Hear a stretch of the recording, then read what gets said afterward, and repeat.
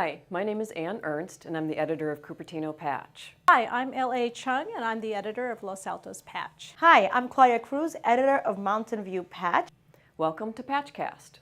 In Cupertino news this week, we have some sad news to start with. Cupertino resident Bruce Wolpert died in an apparent drowning on Sunday in Lake Tahoe.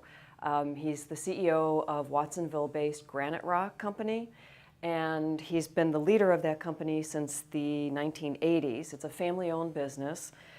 He's 61 years old, and he was a Watsonville High School graduate. They believe he fell out of the dinghy and went missing, and they found him a couple of hours later face down on the shore with not wearing a life jacket. The company was founded in 1900, and he is the third generation of the family to lead the business. Granite Rock is known as one of the top contributors to United Way, and Wolpert himself is known to be a great philanthropist. So our hearts and prayers go out to the Wolpert family and the Granite Rock family. In Tuesday morning's Santa Clara County Board of Supervisors meeting, the supervisors unanimously voted to approve an appeals request made by Lehigh Southwest Cement Plant to appeal certain conditions on a reclamation plan amendment that was approved earlier in the month by Santa Clara County Planning Commissioners. The Planning Commission had approved the reclamation plan with about 90 conditions included in it. Lehigh objected to a handful of them and filed an appeal last week to request the Board of Supervisors to remove some of those conditions. Along with those appeals, there were three other groups: the Mid-Peninsula Regional Open Space District, BASE, which is Bay Area for Clean Environment, and Quarry No, all filed appeals as well, similar in nature, looking for more restrictive conditions placed on Lehigh. And their appeals were not considered greatly. They were not discussed in the Board of Supervisors meeting. There was actually very little discussion in the Board of Supervisors meeting, and it was passed unanimously. District 5 Supervisor Liz Niss, whose district covers Lehigh, which is connected to Cupertino and Los Altos, came forward with the information that she said, full disclosure, that she had had lengthy discussions with Steve Abers of the Mid-Peninsula District the night before the meeting and the morning of the supervisors meeting. She said that she did not have meetings with BASE or Quarry No. It's unclear why she did not agree to have a meeting with the two other appeals groups, but she did not. I believe that both BASE and Quarry No will be looking to file lawsuits at some point or join forces with the Sierra Club, which already has a lawsuit against Lehigh. The Mid-Peninsula District has asked Lehigh to come to Rancho San Antonio to see specifically some of the issues that they have a problem with. One being the East Materials Storage Area, which is a growing pile of waste rock. It's overburdened to the quarry and the cement plant, and there's plans in the next couple of years to add 3.8 million cubic yards on top of what's already there. People already consider this EMSA, the waste storage materials area, to be an eyesore. They also believe that it could be leaching selenium into the water, and there are other environmental concerns. This is an ongoing topic, so stay tuned to Cupertino Patch and Los Altos Patch, where you will find regular updates on this. Hi, I'm L.A. Chung with Los Altos Patch, and I was really excited to hear that you were at the County Board of Supervisors meeting because this is a topic that doesn't get covered a lot in the mainstream press, and that's the reason why it's good to have local news in Patch, because the residents are very concerned, I think, about things that take place in their backyard. True, very true. And the Lehigh Permanente Cement Plant has been with us for decades. and has been on the landscape for many, many years. Everybody sees it. It's one of the most visible things on the West Valley side. And I noticed that there was something really unusual. The Mid-Peninsula Regional Open Space District, which manages the Rancho San Antonio County Park and has Rancho San Antonio Open Space Preserve as well, actually filed an appeal to the reclamation plan that Lehigh had. What do you think of that? What were their concerns? Well, they were very uncomfortable in filing the appeal, first of all. It was not something that they wanted to do, but they felt that it needed to be done. There's a number of issues, very complicated issues with the environmental concerns, air and water quality. They have 30 staff members who work on site. That's right. There, and they're very concerned for their health and safety. Not to mention the fact that the East Materials Storage Area, which is called EMSA, is a growing pile of waste rock. It's overburdened from the quarry that gets dumped into this area, and Lehigh is going to only add to it. They object greatly to the EMSA growing. They object to it being there in the first place.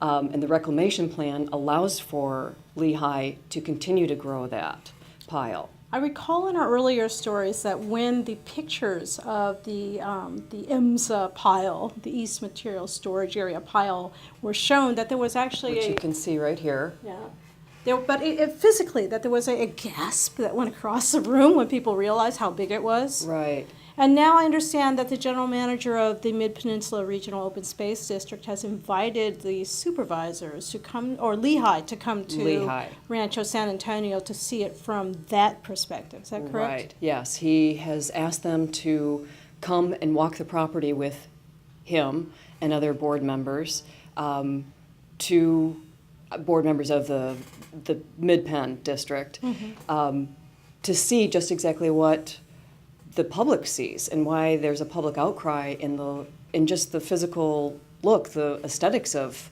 what's going on there. I asked him after the meeting what the next step was, and that is the next step. He said that he will sit down with the board of directors of the district to discuss what steps may take place after that if they get nowhere with Lehigh meeting one-on-one. So there could potentially be lawsuits coming down the pike with this subject. Well, certainly, if not from the Mid-Peninsula Regional Open Space District, you certainly could probably see something from the Bay Area Environmental Coalition. I can't remember the title. BASE. Right, and from Corey, BASE no. and Corey, no, possibly. Correct. Well, you know what's interesting is that a lot of people don't understand the Mid-Peninsula Regional Open Space District is an independent body that was created by the voters in the 70s to acquire and manage open space. And we all have representatives who vote on this body, that we vote for them. So, for example, Kurt Riffle, who is a Los Alton, is part of Ward 2. He took over for the long-running district director for the Los Altos Hills, Palo Alto area. And I'm not clear who the one is for your district, but we probably should carry that in Patch so people kind of understand how this area, very important open space resource, is governed. I'd also like to tell you about a new blogger on Cupertino Patch. She is the Green Beanie. She is a teenager and a big snowboarder. She absolutely loves snowboarding. But she's also a cook. She's a home cook. She taught herself, well, she had a little help from her parents, but she has her own vlog. She does YouTube videos where she teaches people how to cook. She's actually quite entertaining. She incorporates her snowboarder talk and cooking talk. And the other interesting thing about this teenager is that she is interested in nutrition. Probably not something that you hear about every day, a teenager being interested in nutrition. So she takes the regular recipes, and she's done like tiramisu, and she turns it into a low-fat, low-calorie recipe, but still tastes good. She says that she probably knows more about nutrition than most adults, which I wouldn't doubt when you hear her talk. But so check her out. She's called the Green Beanie. If you don't want to go to YouTube and watch her or subscribe to her YouTube, you can see it at cupertino.patch.com every Monday, where I feature the Green Beanie. Thanks for joining me for Patchcast. I wanted to start today a little bit on a sad note because we've had some pedestrian deaths in the past, and I'm very sad to describe what happened earlier this week where a 81-year-old woman who was a pedestrian, Los Alton, was coming up San Antonio Road, as I understand, and a car exiting the Arco station at San Antonio hit her fatally, and she was taken to Stanford Medical Center and treated, but unfortunately was unable to survive her injuries. Her name is Soraya Imam. She is a Los Alton. The person who hit her is a 60-year-old man who was a Los Alton and was reportedly extremely upset. Police are still continuing to ask for anyone who might have witnessed the accident. It's not clear to them where Ms. Imam was when whether she was on the sidewalk at the time of the accident or whether she was in the street. They don't have a lot of information. I'm sure that the family would want to know, and certainly the driver, who was surprised by this incident, would want to know as well. In other news, the Los Altos City Council was met last night, on Tuesday night rather, and the big event that night was the approval of the Colonnade apartment community. Those of you who have lived in Los Altos for a period of time or lived and shopped around Los Altos and Mountain View may remember the Los Altos Garden Supply on El Camino Real.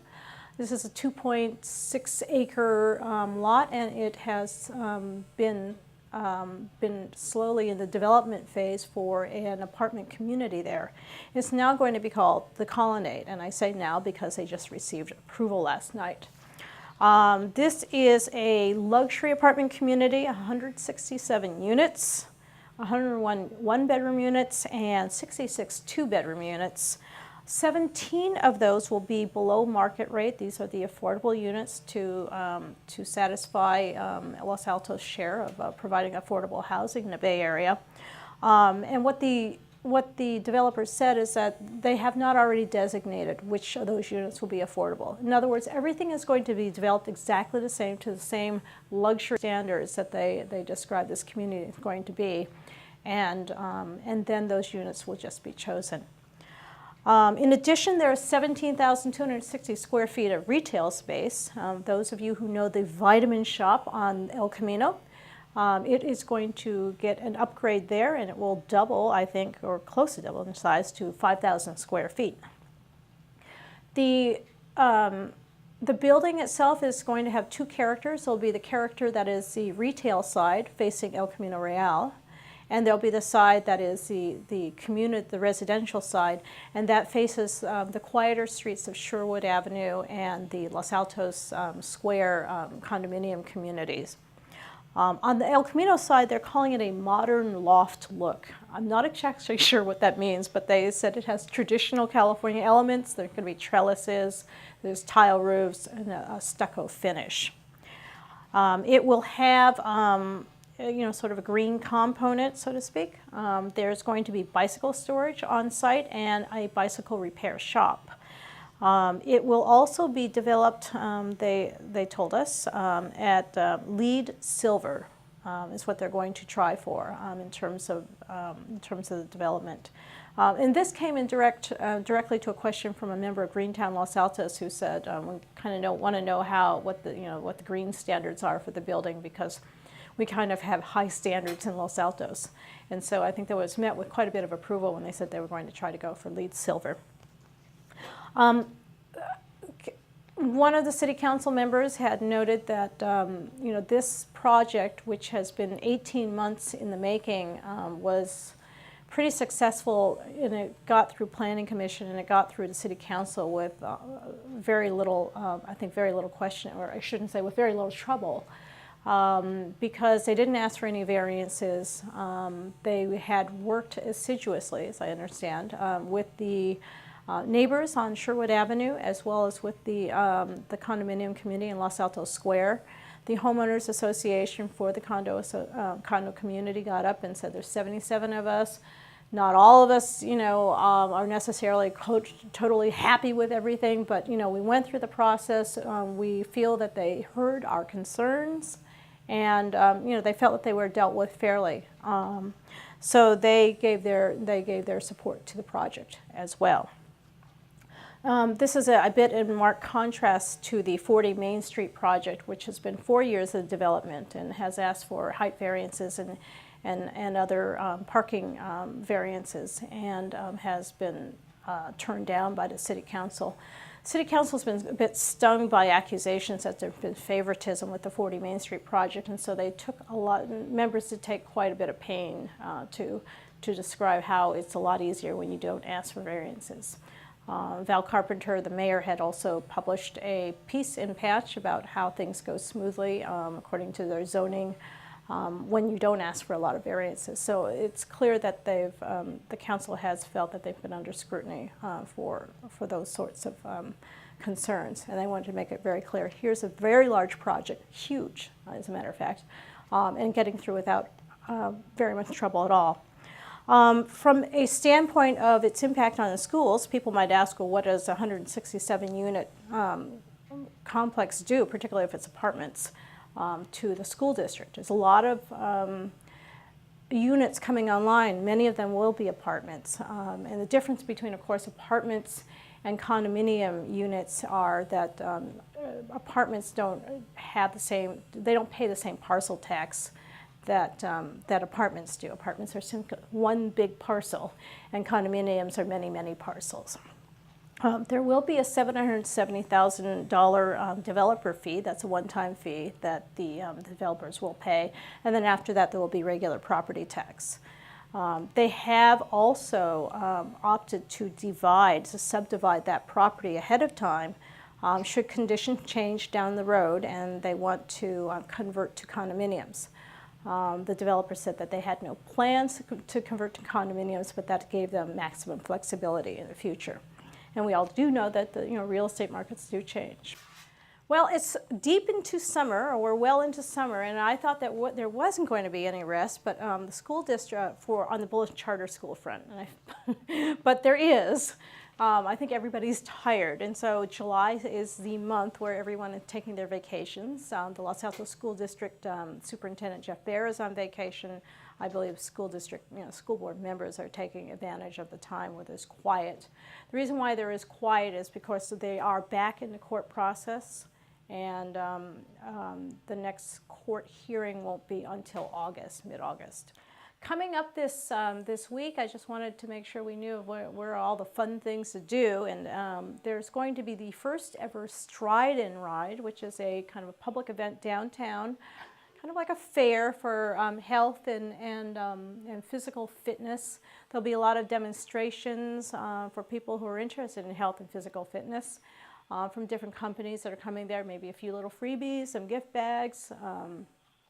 Skateworks is going to there's going to be a mobile skate park there, and I hear it's really, really cool for those kids who really like to skateboard. This is a mobile skateboard park with all kinds of different ramps and things you can do, different tricks.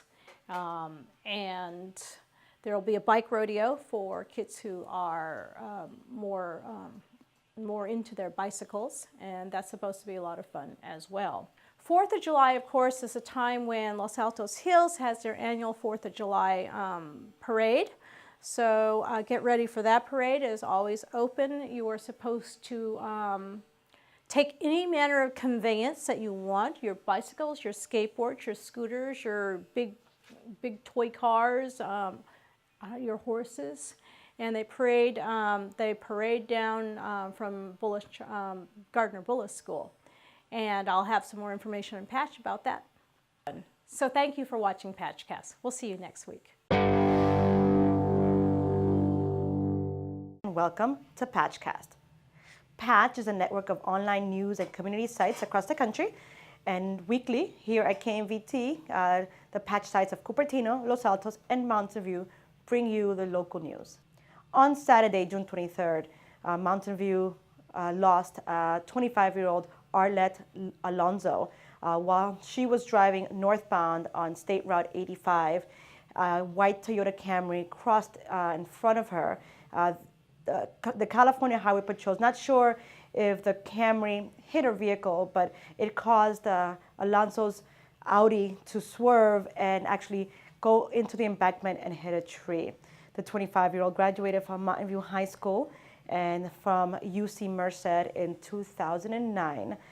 She was beloved by her family, according to a friend of the family who reached out to Patch, and our condolences go out to them. Other unfortunate news, community resident William Ware, 50-year-old, was killed as he stood near the bus stop at the corner of Escuela in California.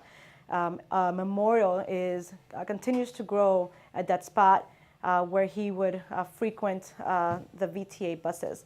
Ware was hit by also an Audi, this time a navy blue Audi, that must have lost control, or according to eyewitnesses, possibly jumped the red light and was speeding, but the car hit Ware, who was again at the corner, and dragged his body a few feet over towards the Maplewood Apartments. Services for Ware will be held at the Spangler Mortuary on June 28th from 6 to 8, and Patch will be there to cover that event. Again, this was a man who has touched a lot of people in the community for his efforts in just community activism. He would attend city planning meetings at the senior center. He was active with the Rexdorf Park Planning Commission, or planning ideas for how to build Rexdorf Park. He lived on Escuela. He leaves behind his wife of 25 years, Barbara, his brother Jim, his sister-in-law Daisy, all who have been very active on Patch, leaving comments and thanking people for their outpouring of support. The Chowchilla kidnapper, Richard Schoenfield, has been paroled to the custody of his mother here in Mountain View. Schoenfield, who was involved in the kidnapping in 1976, along with two others. Between the three of them, they kidnapped a bus full of 26 children in the Central Valley, along with the bus driver, and drove it up 100 miles near Livermore. And they held the kids and the driver ransom for $5 million, and they were convicted and taken to jail. And after 36 years, Richard Schoenfield is now released into Mountain View. There's a poll and more information on Patch, and we're curious to see how concerned you are about the release of this man into Mountain View. He will be wearing a parole bracelet on his ankle 24 hours a day, and he will be monitored by probation officers. Whether or not you feel that's enough, let us know and comment on mountainview.patch.com.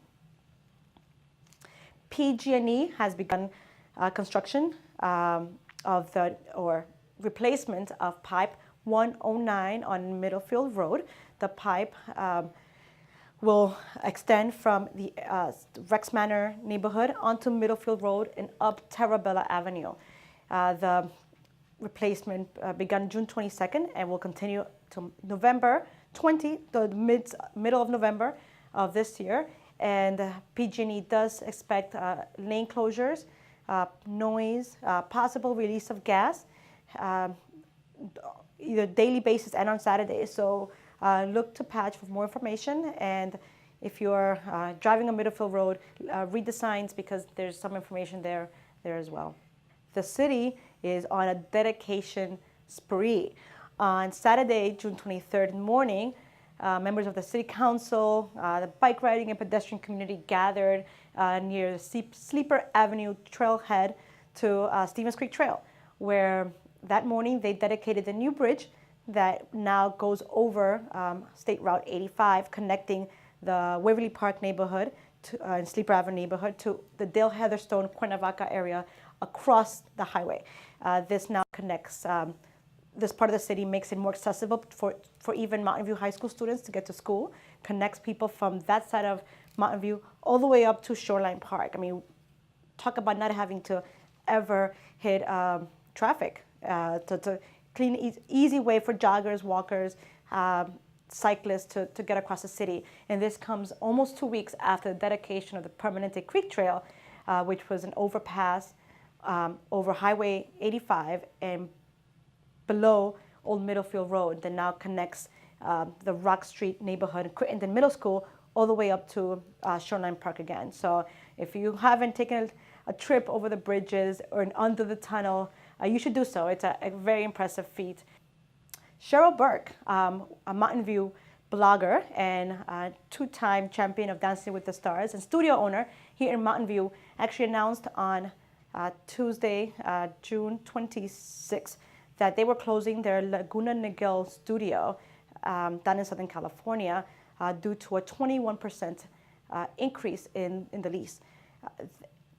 What's been interesting about these negotiations is that the studio in Silicon Valley, which is 14,000 square feet compared to 3,000 square feet, is actually 2 to 3 times less per square foot than the space in Laguna Niguel. And the Cheryl Burke CEO, Sherry Burke, wanted to make sure that people in Mountain View understood and knew that the studio here will remain open. The lease is not up for another 2 years till 2014, and that they've actually planned ahead of time lease increases. So they foresee themselves staying in the area. So not to worry, you can still put on your dance shoes and dance away. And on that same note, Cheryl Burke will be in town July 13th. So look at Patch for more information and possible ways to win free passes to get a dance lesson with Cheryl Burke. Lastly, 4th of July fireworks extravaganza returns to Shoreline Amphitheater, and it will continue to be as grandiose as it's been in the past. Fortunately, for the fact that the city can still keep the fireworks going compared to some other cities who've had to cut them. We had the privilege and the opportunity to hang out with the pyrotechnics crew in 2011, so we have some fun just footage of how it all comes together. And the thing we do is we set up these wooden boxes that you see here. We place the mortars in those boxes. We pack sand around them. We hook up electrical firing strips so that we can ignite the shells remotely. And that's pretty much what we do the first days. Tomorrow, we will set up the pyrotechnic devices, place them in the guns, wire them, get the radio equipment so that we can communicate inside the amphitheater so that we have a show that's synchronized with the music. And then we're good to go. We're ready to fire that show. There are different ways to shoot shows. There are some shows that are hand-fired, and those are fired from right next to the guns. Needless to say, we wear special equipment, hearing protection, eye protection, gloves, that sort of thing, so that we are able to fire those shows at close proximity. But for a show like this, where we have very, very precise control, having a control board a safe distance away is the best way to shoot a show. And how do you manage to synchronize it to music? How does that work? What happens is that the musicians, it might be the San Francisco Symphony in this case, emails me a recording of the music. And I use an audio editing work suite to place those shells in the right places according to that music. That is, I will actually put together a storyboard of the show, what kinds of shells I want where during the show. And then I will figure out what time I need to launch them so that they will burst at the time I want them to fire. Remember, the City of Mountain View does not allow fireworks to be sold or purchased nor exploded in the city. So head to the fireworks instead. But have a safe 4th of July. Don't drink and drive. And this wraps up another segment of Patchcast. Thank you to the staff and crew of KMVT for helping us to bring you local news from Cupertino, Los Altos, and Mountain View. And we'll see you next week.